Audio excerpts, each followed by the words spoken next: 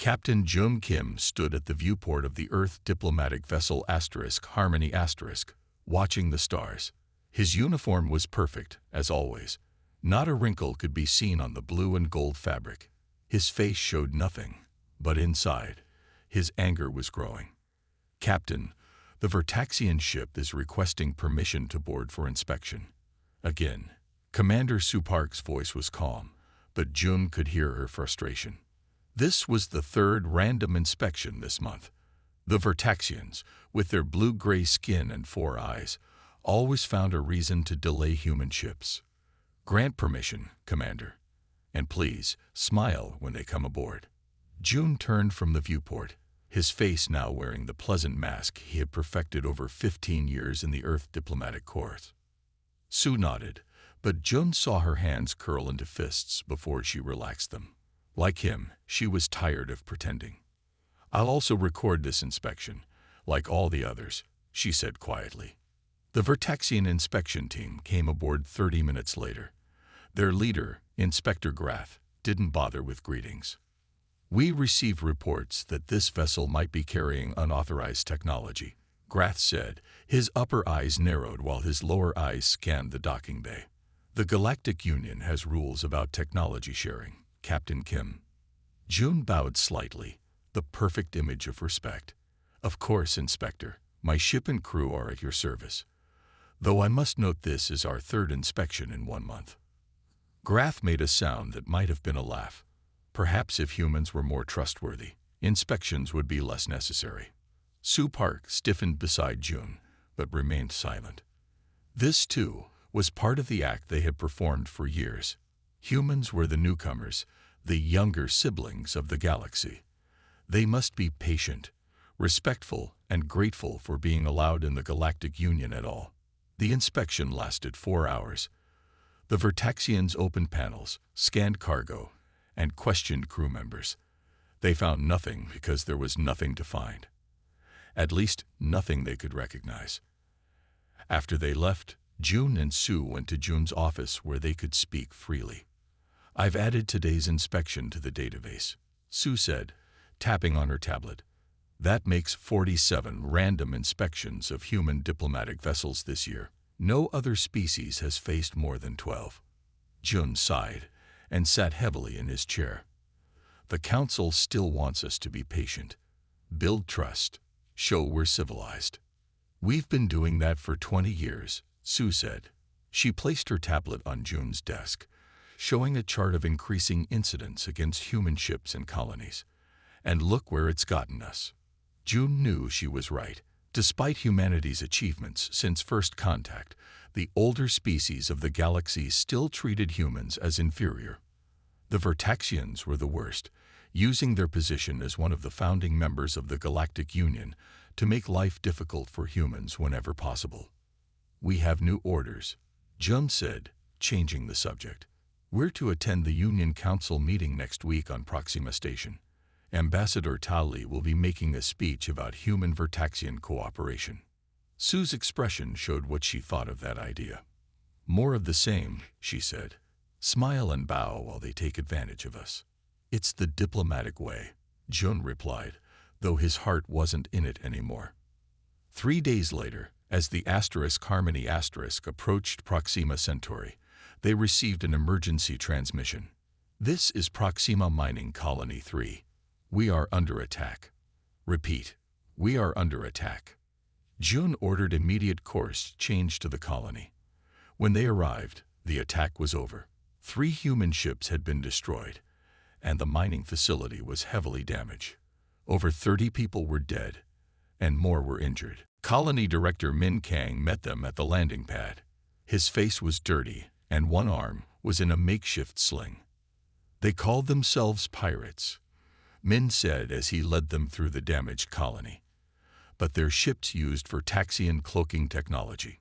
No pirate has access to that." Jun and Su exchanged looks. This wasn't the first pirate attack that seemed to involve Vertaxian technology. "We'll include this in our report to the Earth Council," Jun promised, "and I'll bring it up at the Union Council meeting." Min laughed bitterly. "And they'll do what they always do, express sympathy, promise an investigation, and then blame us for not having better defenses. June couldn't argue with that prediction. It had happened before. They spent 2 days helping the colony recover before continuing to Proxima Station for the council meeting. The massive station orbited Proxima Centauri, serving as the local headquarters for Galactic Union operations. Ambassador Tali met them in the docking bay. He was an older man with gray hair and tired eyes. "I've heard about the mining colony," he said after greeting them. "I concluded it in my speech. Will it make any difference?" Sue asked. Ta didn't answer directly. "Come with me. There's something you should see first." He led them to a secure conference room where several other human diplomats and military officers waited. June recognized Admiral Jia Choi and her husband, Chief Engineer Han Choi. "We're waiting for a secure connection to Earth," Tide explained. "The Council President has an important announcement." When the connection was established, Council President Du Yun appeared on the large screen. Her face was serious. "What I'm about to tell you is classified at the highest level," she began. "For 20 years, humanity has played by the Galactic Union's rules. We've been patient, respectful, and cooperative. And in return, we've been marginalized, exploited, and attacked." She paused, looking at each person in the room. "The attack on Proxima Mining Colony 3 wasn't a random pirate attack. Our intelligence confirms it was a deliberate operation by Vertaxian military forces, disguised as pirates." The room remained silent, but June felt his heart rate increase. This was confirmation of what many had suspected for years. "The Earth Council has been patient," President Du continued. "Perhaps too patient. But this direct attack on a civilian mining colony crosses a line. It's time to show the galaxy that human patience has limits." She looked directly at Tali. "Ambassador, your speech to the Union Council will change. Instead of the planned cooperation message, you will present our evidence of Vertaxian involvement in the attack and demand immediate sanctions." Ta nodded, but looked uncertain. "Madam President, the Vertaxians will deny everything. The other species will side with them, as they always do." "Yes, they will," Du agreed. "And that's when you'll say the words that will begin the next phase of human involvement in galactic affairs. Perhaps humanity has been patient for too long." June felt a chill run through him. Those words sounded like a threat. "What happens after that?" Sue asked the question June was thinking. President Du's expression was grim but determined. "After that, we stop pretending to be less than we are." Admiral Jia Choi stepped forward. "For nearly 2 decades, while maintaining our diplomatic facade, we've been preparing for the possibility that patience and cooperation might not be enough. Those preparations are complete." Her husband, Han, nodded. "The technologies we've developed and kept hidden would shock the Galactic Union. They think they know what humans are capable of. They're wrong." June looked around the room, seeing determination on every face. For years, they had all played their parts in humanity's careful dance of diplomacy. Now it seemed the dance was ending. "The Union Council meets in 6 hours, Ta said. "I'll need to prepare my new speech." As the meeting broke up, June found himself standing with Sue near the viewport. Proxima Centauri glowed red in the distance. "Do you think we're doing the right thing?" he asked quietly. Sue looked at him, her eyes clear and determined. "We gave them every chance to treat us as equals. We've been more than patient. Now they'll learn what happens when humans lose their patience." June nodded slowly. In 6 hours, everything would change. The diplomatic facade would fall away, and the galaxy would finally see what humans were truly capable of. He hoped the galaxy was ready. He suspected it wasn't. The Galactic Union Council chamber was a huge room with tall ceilings and a circular floor. Representatives from 27 different species sat in rising rows around the center. The most important species, like the Vertaxians, had seats at the front. Humans, being newcomers to the galaxy, had seats near the back. Ambassador Ta Li stood in the center of the chamber, looking small but determined. Captain Jun Kim and Commander Su Park watched from their seats, backs straight and faces calm. Honored members of the council, Ta began, his voice clear and strong. I come before you today not to discuss cooperation, as planned, but to present evidence of a direct attack on a human mining colony. The chamber filled with murmurs. The Vertaxian representative, High Councilor Mrath, looked bored. 3 days ago, Proxima Mining Colony 3 was attacked by what appeared to be pirates, Tai continued. He pressed a button, and images of the damaged colony appeared on the large screens around the chamber. 32 humans died. Many more were injured.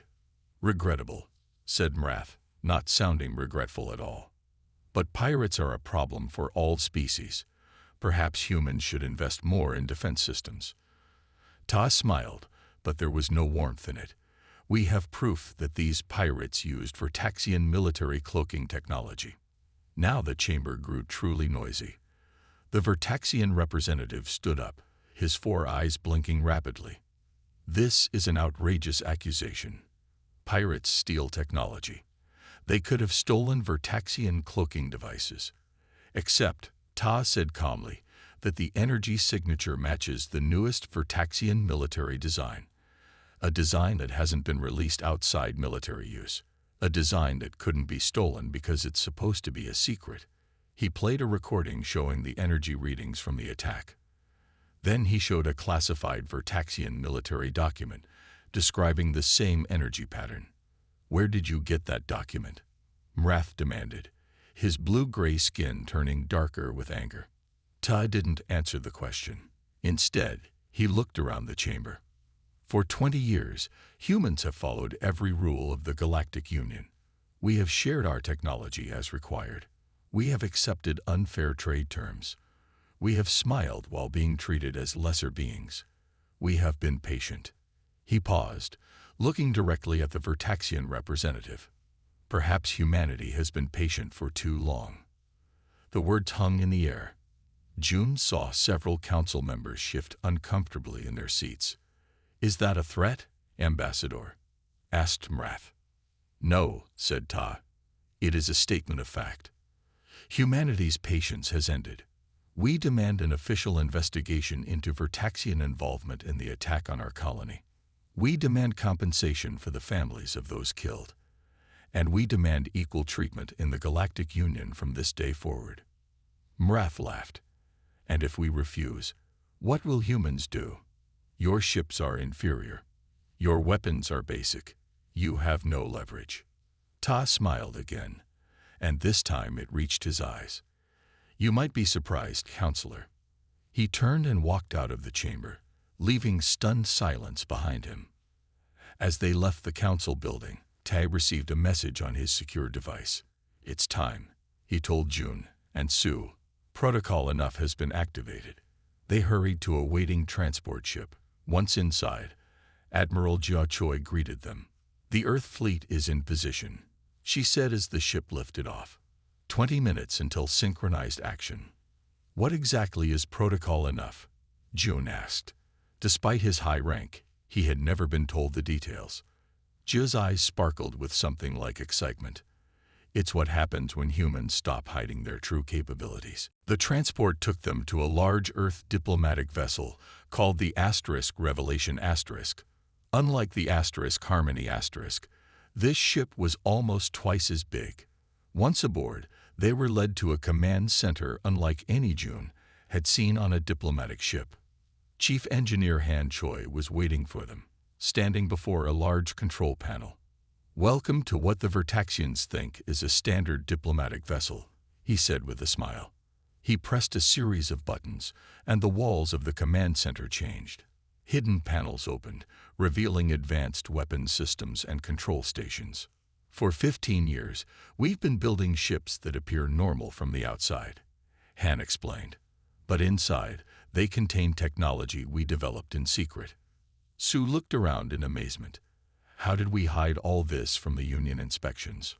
Quantum displacement fields, Han said. They make certain areas appear empty or standard when scanned. The Vertaxian's scanning technology looks right at our advanced systems and sees nothing unusual. Admiral Gia pointed to a large screen showing the positions of Earth ships throughout nearby star systems. Every diplomatic vessel, every trade ship, even many civilian transports, all hiding their true capabilities. And now we reveal everything, June asked, feeling both nervous and excited. Not everything, Gia said with a smile. Just enough to make our point. A communications officer called out. 5 minutes to synchronized action. Han led them to a special viewing area. You'll want to see this, he said. The room had a 360-degree view of space around them. The Galactic Union headquarters station was visible in the distance, a massive structure with ships from dozens of species docked around it. 3 minutes, the communications officer announced. What's going to happen? Sue asked. A demonstration, Tay replied. No one will be harmed, but no one will doubt human capabilities after today. 1 minute. June felt his heart racing. For 15 years, he had played the role of the patient, respectful diplomat. He had swallowed his pride when the Vertaxians and others looked down on humans. Now, everything was about to change. Action beginning in 3, 2, 1. Now. At first, nothing seemed to happen. Then June noticed a shimmer around the Earth ships near the station. It was as if they were shedding an invisible skin. Quantum displacement shields dropping, Han explained. Now they can see what our ships really look like. The Earth vessels changed before their eyes. Hidden weapons arrays became visible. Hull sections shifted to reveal specialized equipment. Ships that had seemed small suddenly appeared larger, their true forms no longer hidden. And now, the main event, Jaya said. She spoke into a communication device. All ships, initiate quantum communication blackout. Target. Vertaxian systems only. Around the galaxy, in 27 star systems simultaneously, human ships activated devices that no other species knew they had. The devices sent precisely targeted energy waves that disrupted Vertaxian quantum communication relays. In an instant, every Vertaxian ship and colony lost contact with their homeworld. Don't worry, Han said, seeing June's expression. It's temporary. We're not hurting anyone. We're just showing them what we can do. On another screen, they could see the inside of the council chamber, where representatives were receiving reports about what was happening. The Vertaxian counselor, Mrath, was shouting, his 4 eyes wide with panic. Our colonies are cut off. How is this possible? Who is doing this? That's when Earth Council President Du Yun appeared on all screens throughout the station. Her face was calm but serious. This is a message from Earth, she said. For 20 years, we have hidden our true technological capabilities while trying to be accepted as equals. Today, we have demonstrated just a small fraction of what we can do. She paused, letting her words sink in. No Vertaxian systems have been damaged. No lives are at risk. Communications will be restored in exactly 1 hour. This is not an attack. It is a request to be treated with respect. Mrath was still shouting, demanding that human ships be seized, but the other species looked uncertain. If humans could disable Vertaxian communications so easily, what else could they do? Look at their faces, Sue whispered to June. They never expected this. June nodded, watching the chaos in the council chamber. No one did. Admiral Gia joined them at the viewing area. This is just the beginning, she said. We have much more to show them. Will they try to fight back? June asked. Gia smiled. They can try. But they'll find that human patience wasn't the only thing they should have worried about. As they watched, more Earth ships appeared near the station, dropping their quantum disguises. Each one revealed weapons and technology far beyond what humans were supposed to possess. The message was clear. Humans had been hiding their true strength all along. And now that their patience had run out, the galaxy would never be the same. 1 hour after cutting off Vertaxian communications, humans restored all systems as promised. The Galactic Union was in chaos. Emergency meetings were called. Military ships were mobilized. But no one knew what to do about the humans who had suddenly revealed such unexpected power. Captain Jum Kim, Commander Su Park, and Ambassador Tao Li watched from the command center of the Revelation as representatives from various species argued in the council chamber. "They're afraid," Su said, watching the angry faces on the screen. "They should be," Admiral Jia Choi replied as she joined them. "But not because we plan to hurt them. They should be afraid of how wrong they've been about us all these years." A message came through from Earth. Phase 2 authorized. Ta nodded. It's time for the second demonstration. The Council had demanded that all human ships power down weapons and submit to inspection. They had given Earth 6 hours to comply. Instead, Earth had sent Bo Hyun, the head of science and technology, to address the Council. Bo was a small woman with short gray hair and intelligent eyes. She didn't look threatening as she stood in the center of the council chamber, but her voice was strong and clear. "Honorable representatives," she began, "I understand your concerns. Humanity revealed capabilities today that surprised you. But ask yourselves, why did we hide these technologies for so long?" She looked around the room, meeting the eyes of various species. "We hid them because we were not treated as equals. When we arrived in the galactic community, we were told that younger species must share all technology with elder species, but the elder species did not share equally with us." The Vertaxian representative, Mrath, stood up. "This is not the time for speeches. Your species has violated multiple union laws by hiding military technology." Bo smiled gently. "Just as your species violated union laws by attacking our mining colony, or by using your position to block human trade routes, or by demanding inspections of our ships while denying us the right to inspect yours." Mrath's blue-gray skin darkened with anger. "Those are baseless accusations." "Are they?" Bo asked. She pressed a button on her wrist device. Throughout the chamber, small holograms appeared in front of each representative. They showed recordings of private meetings, secret communications, and classified documents, all proving years of systematic discrimination against humans. "Where did you get these?"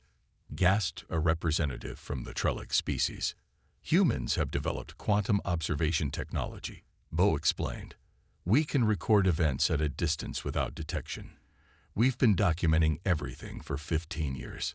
The chamber erupted in angry shouts. Several representatives demanded that humans be expelled from the Union immediately. Bo waited for the noise to subside. "We don't want conflict. We want equality. To show our good faith, I am here to explain exactly what we did today and why." She gestured, and a hologram appeared in the center of the chamber showing the technical details of the quantum communication disruption. "As you can see, we targeted only communication systems. No weapons were fired. No lives were endangered. We simply demonstrated that we can affect your systems if needed." The technical representatives from several species studied the hologram with growing concern. "This technology should not be possible," said the Nelvar technical advisor. "It violates the laws of quantum physics as we understand them." "As you understand them," Bo corrected gently. "Humans have made several breakthroughs in quantum science that we kept to ourselves. Again, ask why we felt the need to do this." Back on the Revelation Jun watched with a mixture of pride and concern. "They're still not taking us seriously," he said. "They think this is our entire demonstration." Admiral Jia smiled. "They're about to learn otherwise." Phase 2 begins in 3 minutes. Chief Engineer Han entered the command center, looking excited. "All ships report ready. The Vertaxians have mobilized their fleet. They're positioning warships near Earth colonies." "Exactly as we expected," Jia said. Jun looked at her. "Are our people in danger?" "Not at all," Jia assured him. "In fact, the Vertaxians are doing exactly what we hoped they would do. They're showing the rest of the galaxy their true nature." A communications officer called out, "Phase 2 in 30 seconds." On the main screen, They could see the Vertaxian warships moving into attack positions near human colonies and stations. The ships were large and heavily armed. Phase 2. Now. For a moment, nothing seemed to happen. Then, one by one, the Vertaxian warships stopped moving. Their engines shut down. Their weapons powered off. The massive vessels floated harmlessly in space. "What's happening to them?" Sue asked. Hand beamed with pride. "Molecular gravity manipulation. We're targeting specific materials in their engine cores, changing the way gravity affects them at the molecular level. Their ships are completely functional, but temporarily dormant." In the council chamber, Bo Hyun was still speaking when reports of the disabled Vertaxian fleet started coming in. She paused as the chamber once again erupted in chaos. "What have you done to our ships?" Mrath demanded, his voice shaking with rage and fear. "They are unharmed," Bo assured him. "Unlike your attack on our mining colony, our demonstration causes no damage and no casualties. Your ships will reactivate in exactly 2 hours." She looked around the chamber. "We could have disabled any fleet in the galaxy today. We chose the Vertaxian ships because they were moving into attack positions near our colonies. We acted defensively with minimal intervention." "This is an act of war," Mrath shouted. "No," Bo replied firmly. "This is an act of self-defense and a request for dialogue. If we wanted war, your homeworld would be cut off from all communications and your entire fleet would be disabled. Instead, we've demonstrated our capabilities while causing no harm." She straightened her shoulders. "Humanity requests the formation of a new committee to investigate the attack on our mining colony, review evidence of systematic discrimination against younger species, and propose reforms to Union protocols." "Will they agree?" June asked as they watched from the *Revelation*. Ta nodded slowly. "They don't have much choice. We've shown that we could cause serious problems if we wanted to. But we've also shown restraint. Look at the other species," Sue pointed out. "Many of them are nodding. I think some are actually relieved." It was true. While the Vertaxians were furious, representatives from several other younger species seemed almost happy about the situation. "The Vertaxians have been bullying many species, not just humans," Admiral Jia explained. "Some of the others have been waiting for someone to stand up to them." "So what happens now?" June asked. "Now we negotiate," Ta said. "From a position of strength, but with genuine goodwill. We never wanted to rule the galaxy or hurt anyone. We just wanted to be treated as equals." Han looked thoughtful. "Will they ever trust us again, knowing we hid so much from them?" "Trust must be earned on both sides," Jia replied. "We'll need to share some of our technologies now, as a show of good faith, but only after new agreements are reached that ensure fair treatment." The Galactic Union Council voted to form the committee that Bo had requested. Even some of the elder species voted in favor, perhaps recognizing that the balance of power had shifted. 2 hours later, as promised, the Vertaxian ships reactivated. They immediately withdrew from human space. "They're retreating," Sue said with a smile. "Not retreating," Jum corrected her. "They're regrouping. This isn't over yet." Admiral Jia nodded in agreement. "The Vertaxians won't accept this new reality easily. They may try something desperate." "Let them try," Han said confidently. "We've only shown them a fraction of what humans can do." June looked out at the stars. For the first time in his diplomatic career, he felt that humans were truly being seen and heard. It had taken a demonstration of power to earn respect, but not a single life had been lost. That, he thought, was the most human approach of all. Show strength, but use it wisely and without unnecessary harm. The galaxy was learning an important lesson about humans. When pushed too far, they would push back. But even when they lost their patience, they never lost their humanity. 3 months passed since the humans revealed their hidden technologies.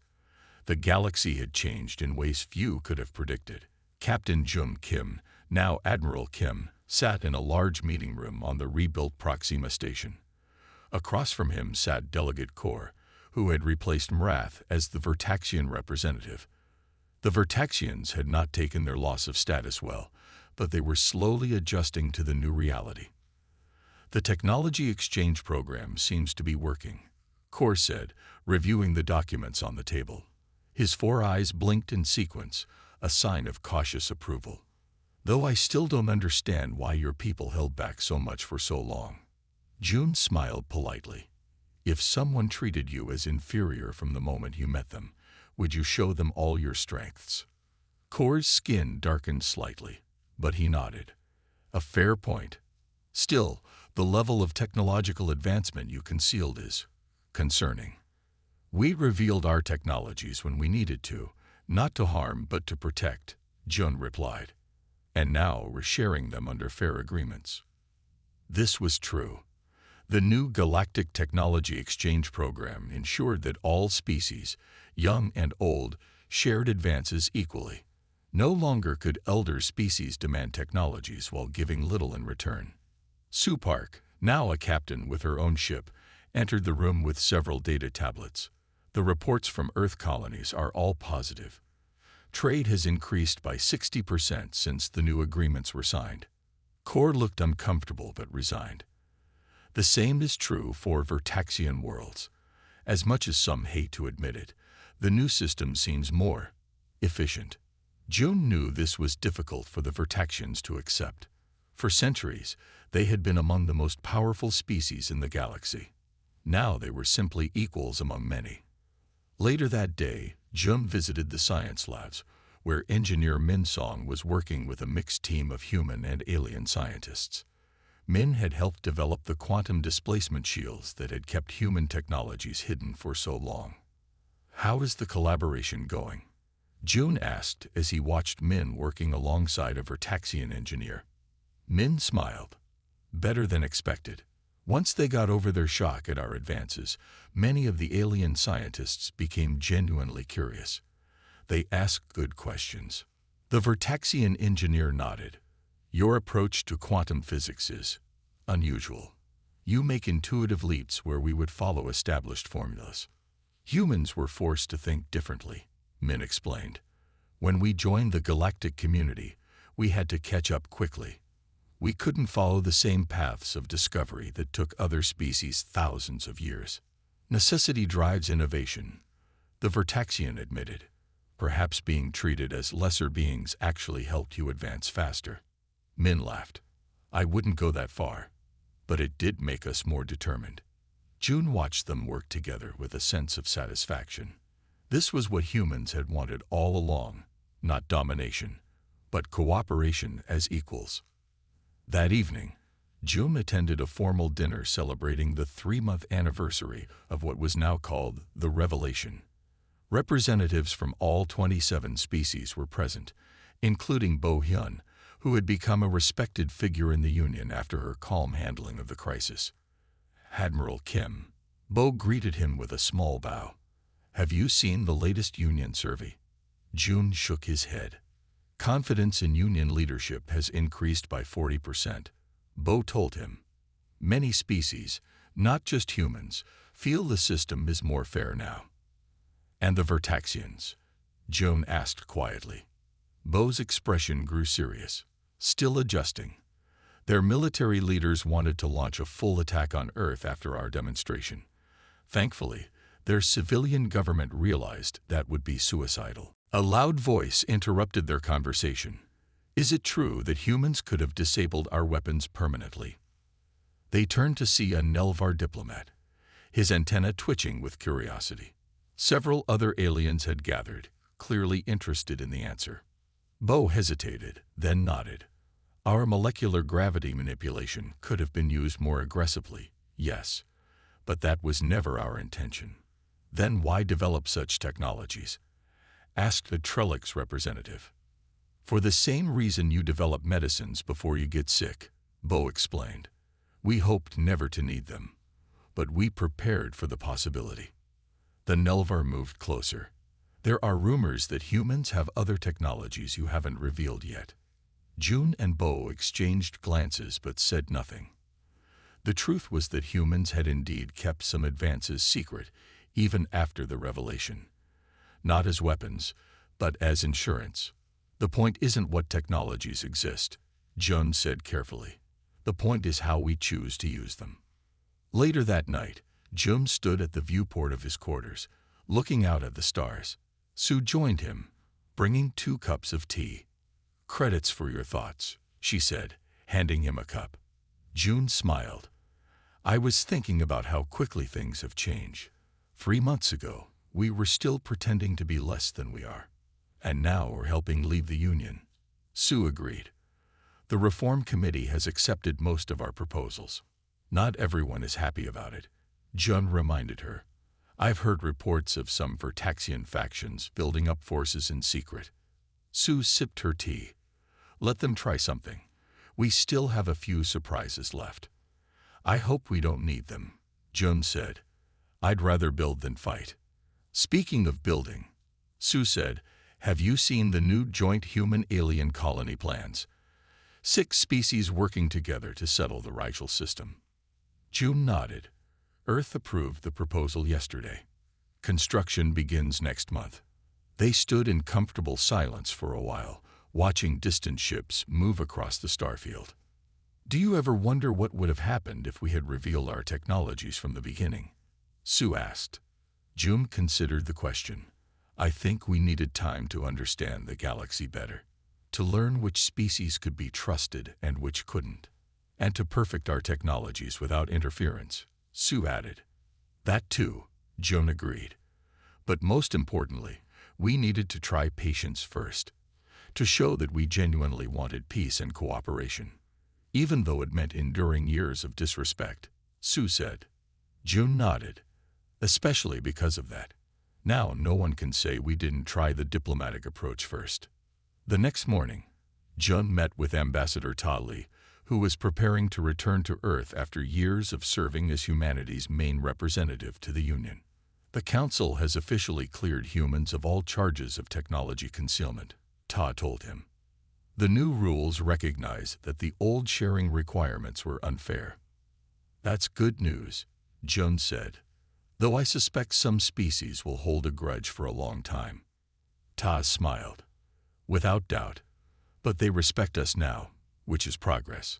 Respect earned through fear isn't ideal," Jun pointed out. "True," Ta agreed. "But respect earned through strength, restraint, and wisdom can be genuine. We showed strength by disabling their ships, restraint by causing no harm, and wisdom by seeking reform rather than revenge." As they talked, a message arrived from Earth. The Union had approved the human proposal for a new defensive alliance, one that included species of all ages and backgrounds.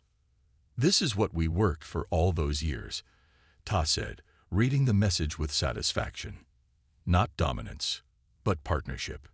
June thought about all that had happened, from the unfair treatment humans had endured, to the attack on the mining colony, to the revelation of human capabilities, and finally to the reforms that were changing the galaxy.